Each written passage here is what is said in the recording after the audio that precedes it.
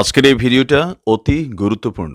দেখা মাত্র প্রত্যেকটা বাংলাদেশী নাগরিক এটা ভিডিওটা শেয়ার করে দিবেন, কারণ আমি যে তথ্যগুলো দিচ্ছি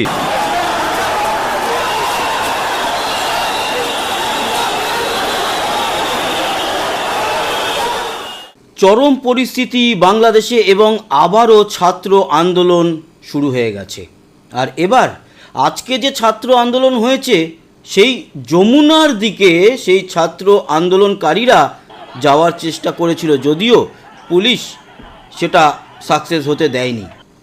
এবং আরও বড় খবর সেটা হচ্ছে মোহাম্মদ ইউনূস এবং তার অবৈধ সরকার বলেছে কি যে ফেব্রুয়ারিতে রমজানের আগেই ভোট একেবারে কমপ্লিট করে দেবে, বাংলাদেশে নতুন গভর্নমেন্ট আসবে।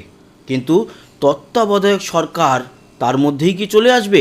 এই নিয়ে প্রচুর কথা রয়েছে এবং ইনফরমেশান রয়েছে আপনাদের জন্য। তার আগে আজকের ছাত্র আন্দোলনের যে পরিস্থিতি ছিল সেটা আপনাদের দেখাই, দেখুন সেই প্রতিবেদন।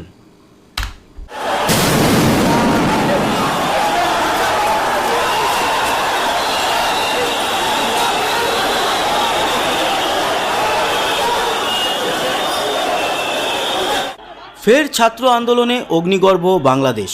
এবার ঢাকার ইঞ্জিনিয়ারিং বিশ্ববিদ্যালয় শিক্ষার্থীদের সঙ্গে ইউনূসের পুলিশের ব্যাপক সংঘর্ষ হলো।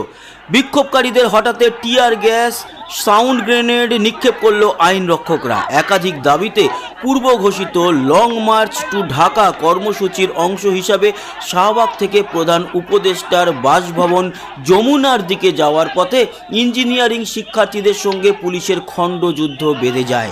এই সময় পুলিশ ছাত্রদের বেপরোয়াভাবে মারধর করে। অভিযোগ ছাত্রদের।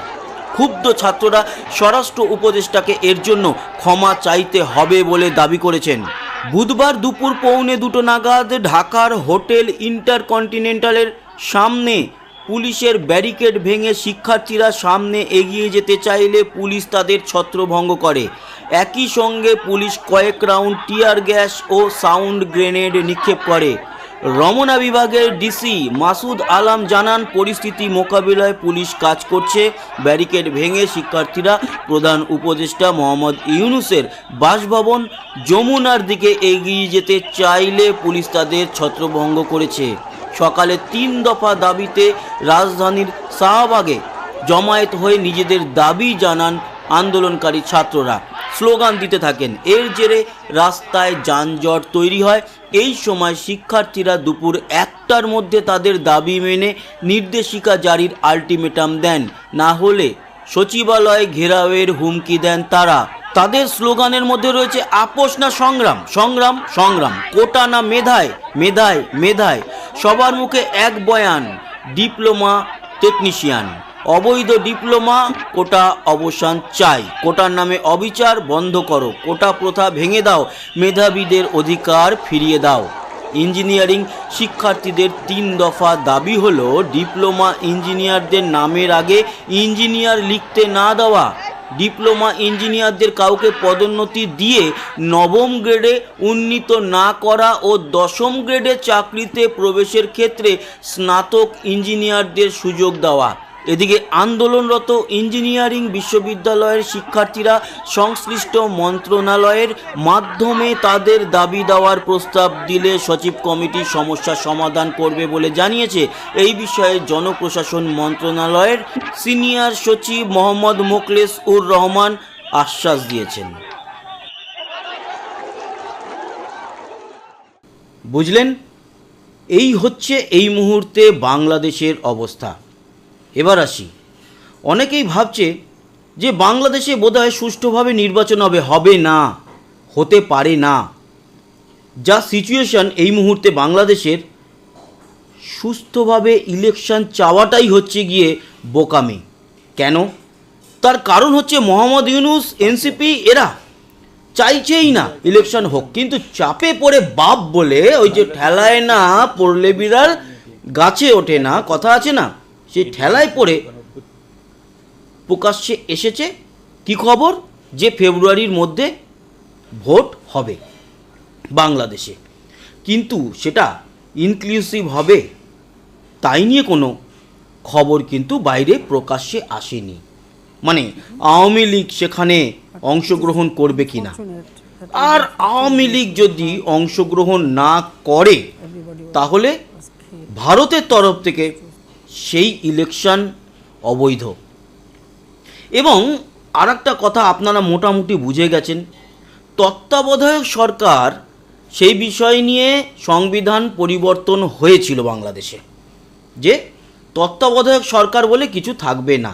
তার এগেনস্টে রিট পিটিশন দাখিল হয়েছিল এবং সেটাও কিন্তু বাংলাদেশ সুপ্রিম কোর্টে শুনানি চলছে, মোটামুটি অনেকটাই এগিয়ে গেছে এবং সংবিধানে সেটাও আবার সংযোজন হয়ে যাবে কি তত্ত্বাবধায়ক সরকার আসতেই পারে।